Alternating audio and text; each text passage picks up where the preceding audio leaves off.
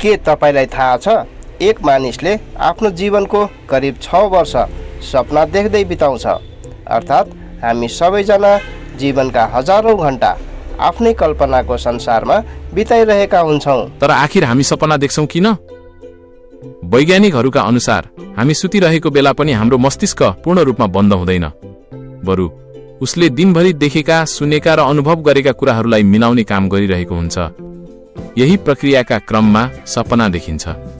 कहिलेकाहीँ सपनामा पुराना साथीहरू, अनौठा ठाउँहरू वा वास्तविक जीवनमा असम्भव घटनाहरू पनि देखिन्छन्।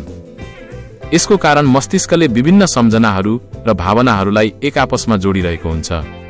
अझ रोचक कुरा के छ भने वैज्ञानिकहरूले सपना सम्बन्धी धेरै कुरा पत्ता लगाए पनि यसको वास्तविक उद्देश्य अझै पूर्ण रूपमा बुझ्न सकेका छैनन्। सपना हाम्रो दिमागको एउटा रहस्यमय संसार।